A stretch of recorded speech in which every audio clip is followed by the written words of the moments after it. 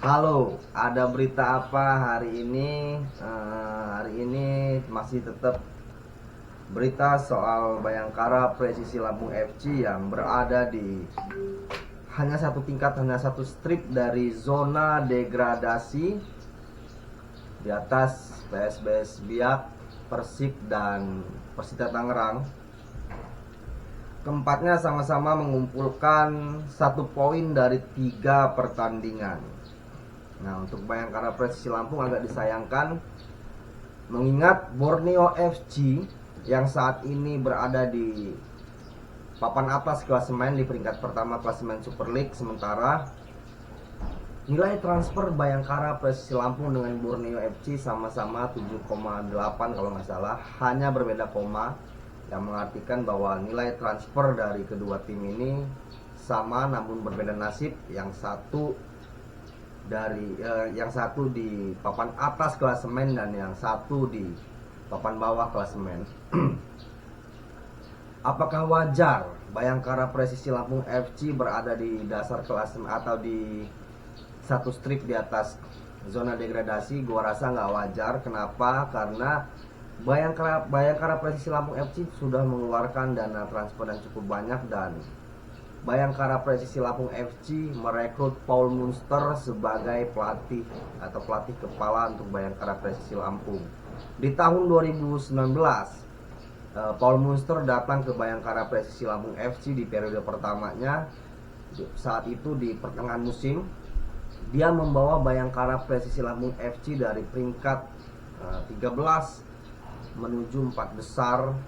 Kemudian di tahun kemarin Paul Munster juga membawa Persebaya Surabaya berada di peringkat 4 klasemen dari Liga 1. Artinya Bayangkara Presisi Lampung FC ini memiliki pelatih yang cukup berpengalaman untuk mengangkat tim ke papan atas klasemen di kompetisi tertinggi di Indonesia.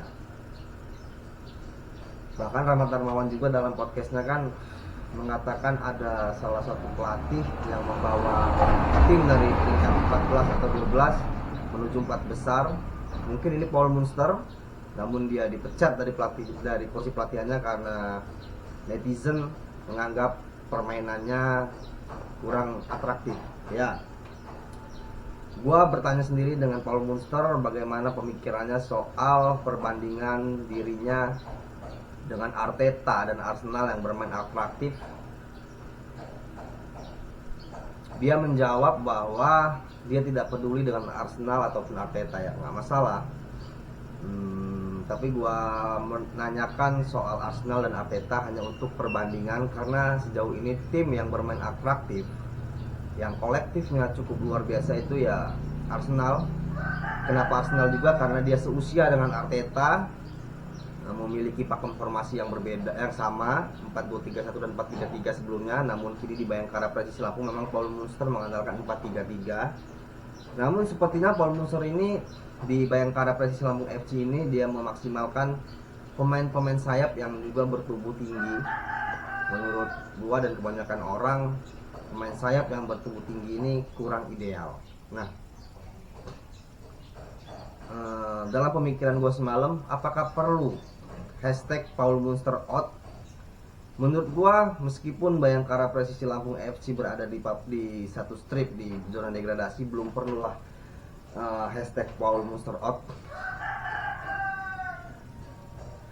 karena memang iya bahwa Paul Munster belum bisa memaksimalkan pertandingan kandang di Stadion Sumpah Pemuda saat menjamu PSM Makassar.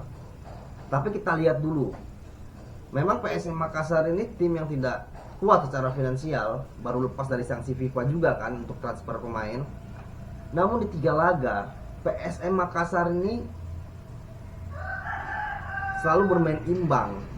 Di 2 laga terakhir, 2 laga tandang mereka, bahkan PSM Makassar juga bermain imbang, satu melawan Bayangkara Presisi Lampung, satu melawan Semen Padang kalau nggak salah. Artinya ya memang saat tandang ke Sumpah Pemuda, saat Bayangkara Presisi Lampung FC menghadapi PSM Makassar di Stadion Sumpah Pemuda hanya meraih 1 poin ya. bisa dikatakan wajar karena memang PSM Makassar tim yang cukup kuat dan belum terkalahkan sejauh ini asuhan Bernardo Tavares. Di 2 laga away, Bayangkara Presisi Lampung FC kalah cukup wajar menghadapi Borneo FC, pimpinan klasemen sementara, dan juga Arema yang berada di papan atas Super League. Apalagi Arema baru bangkit, baru tanding lagi di Kanjuruhan, meskipun stadion Kanjuruhan tidak full atmosfernya, tapi tetap Kanjuruhan memiliki suatu keangkeran.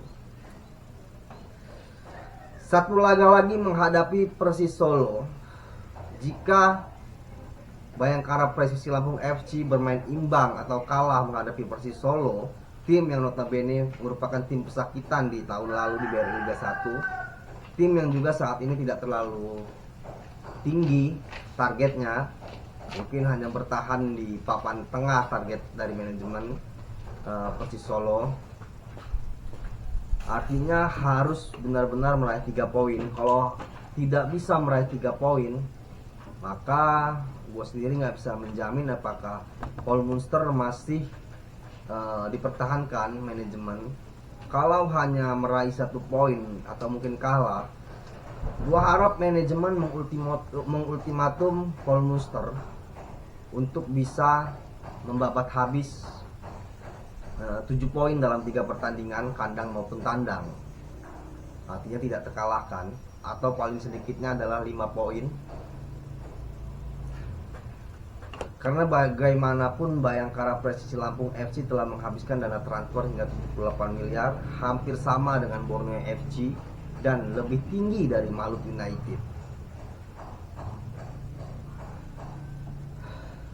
Kemudian, jika Paul Munster out, kemudian manajemen memecat Paul Munster, siapa pelatih yang cocok menggantikan Paul Munster? Bernardo Tavares sendiri selalu mengungkit-ungkit permasalahannya di PSM Makassar dengan kelebihan Paul Munster di Bayangkara Presisi Lampung. Meskipun secara lugas dia tidak mengatakan menginginkan kursi pelatih dari Bayangkara Presisi Lampung FC, tapi gua rasa Bernardo Tavares patut dicoba manajemen untuk menukangi Bayangkara Presisi Lampung FC. Apalagi di musim pertamanya dia membawa PSM Makassar juara BRI Liga 1, meskipun di akhir-akhir kompetisi mereka harus menggelar laga usiran ke Stadion Batakan Kalimantan maupun Yogyakarta. Bernardo Tavares mengatakan bahwa Bayangkara Presisi Lampung memiliki atmosfer stadion full, memiliki supporter fanatik yang bisa menggairahkan pertandingan para pemain dan ofisial pertandingan dan ofisial tim. Dia seperti ingin mengatakan bahwa Bayangkara Presisi Lampung FC jika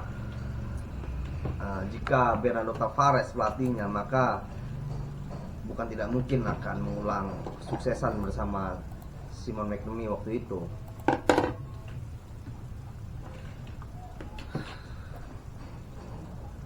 Bernardo Tavares mengeluhkan kondisi PSM Makassar saat ini. Gua rasa dia tidak nyaman di kondisi PSM Makassar yang saat dia kembali ke Parepare setelah beberapa musim menggelar kandang usiran, dia mengatakan bahwa dia frustasi karena stadion tidak full, hanya setengah dari tribun yang ada, sehingga pertandingan tidak layak untuk PSM Makassar yang memang merupakan tim besar, tim syarat sejarah di kompetisi tertinggi Liga Indonesia.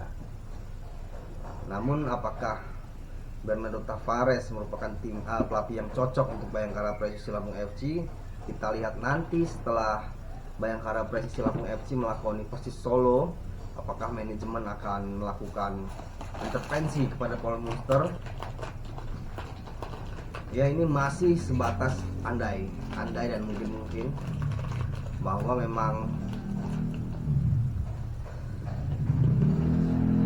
secara individu sulit juga mengulik filosofi bermain dari Paul Munster, karena ketika ditanya pun ia selalu menjawab dengan gaya normatif.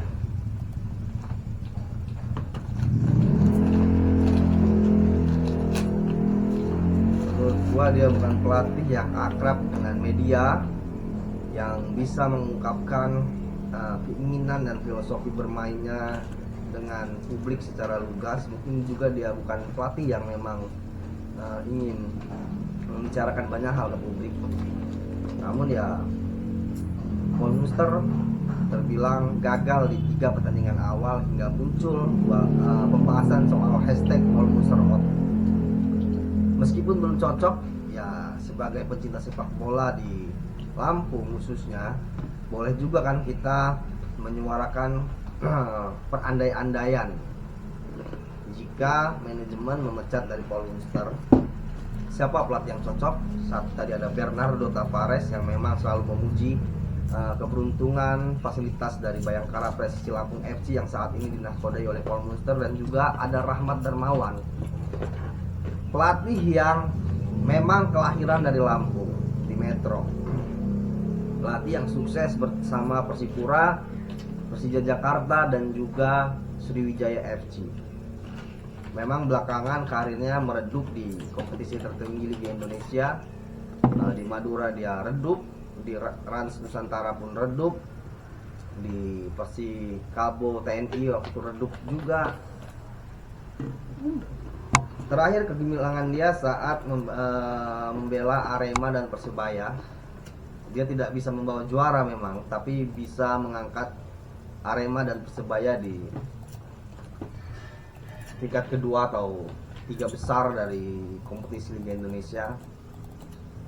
Rahmat Darmawan penting juga untuk dicoba oleh manajemen Bayangkara Presisi Lampung FC untuk menahkodai tim ini, karena tim ini bermarkas di Stadion Sumpah Pemuda. Jika Rahmat Darmawan menjadi pelatihnya, maka juga akan menyimbolkan kekuatan Lampung, bahwa Lampung ini memiliki sesuatu hal yang patut diperhitungkan. Apalagi kita tahu sendiri Rahmat Darmawan bukan pelatih yang bermain reaktif, dia cenderung bermain atraktif. Itu bisa kita lihat ketika dia menukangi Sriwijaya FC dengan 4-3-3-nya, ketika dia menukangi Persija Jakarta dengan 4-4-2-nya. Dia sangat mengandalkan kekuatan lini tengah, lini sayap, dan striker bertubuh besar, dan Bayangkara Presisi Lampung FC saat ini memiliki itu semua. Bernardo Tavares dan Rahmat Darmawan itu dulu yang menjadi